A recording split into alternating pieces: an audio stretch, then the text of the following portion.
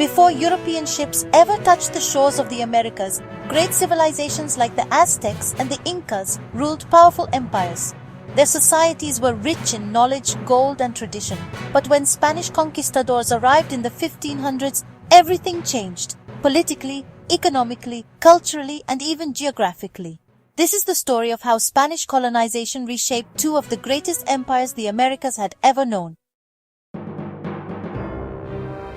When Hernán Cortés landed in modern-day Mexico in 1519, the Aztec Empire was at its height. Its capital, Tenochtitlan, was a city of wonder built on lakes with temples that stretched to the sky. The Emperor Montezuma ruled over millions. But within 2 years, that empire collapsed. Cortés allied with enemy tribes of the Aztecs and marched on Tenochtitlan. After months of siege, starvation, and smallpox outbreaks, the city fell in 1521. Farther south in the Andes, the Inca Empire met a similar fate. Francisco Pizarro arrived in 1532 during a civil war between two Inca princes. He captured Atahualpa, the new emperor, executed him, and took over the empire using deception and brutal force. Once the Spanish took control, they dismantled the existing political structures. The centralized imperial systems of the Aztecs and Incas were replaced by colonial governments. Viceroys appointed by the Spanish king ruled over massive territories, New Spain in the north and Peru in the south. Local indigenous rulers were either executed, replaced, or reduced to powerless figureheads. The Spanish legal system, Las Leyes de Indias, imposed strict control and centralized power in the hands of European elites. The result? The complete collapse of indigenous sovereignty and centuries of foreign rule. Gold and silver. That's what the Spanish came for, and they found plenty of it. After seizing Aztec and Inca treasures, the Spanish turned their eyes to mining. The mountain of Potosí in modern Bolivia became one of the richest silver mines in the world. But all this wealth came at a horrific cost.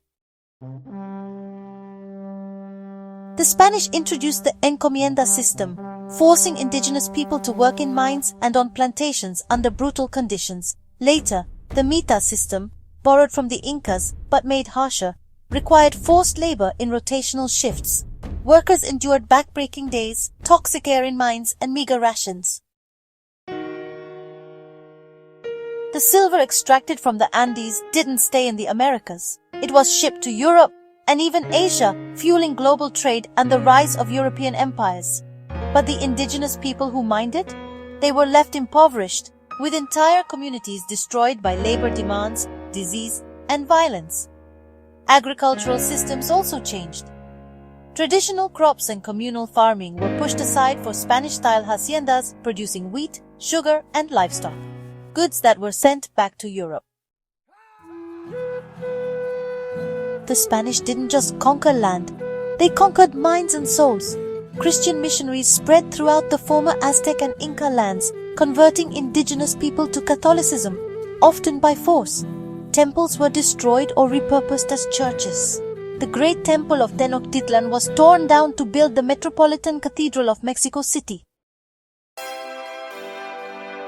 Schools were built to teach indigenous children Spanish and Christian doctrine. Over time, many indigenous people adopted aspects of European culture, but it was never a fair exchange.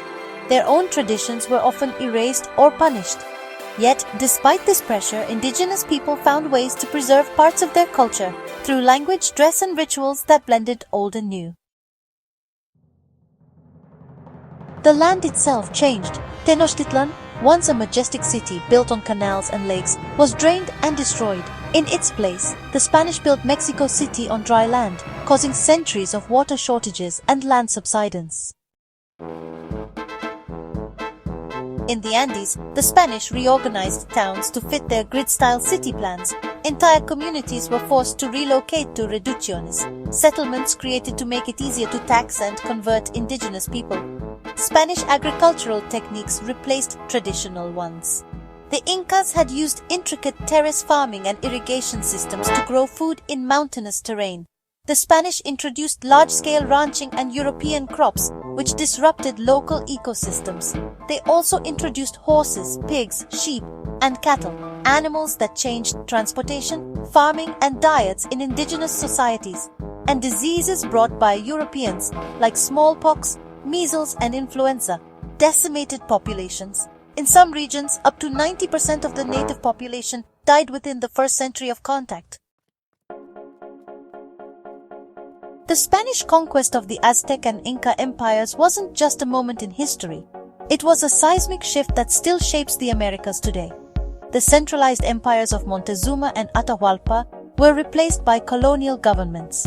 The riches of their lands were extracted to enrich foreign powers. Their gods and traditions were suppressed under the weight of new religion and language. Even the earth beneath their feet was reshaped. And yet, the spirit of these great civilizations lives on, in language, in memory, and in the resilience of their descendants. Understanding this history isn't about blame, it's about clarity. Because to understand the present, we must acknowledge the past and honor the people whose worlds were forever changed. The empires may have fallen, but their stories endure.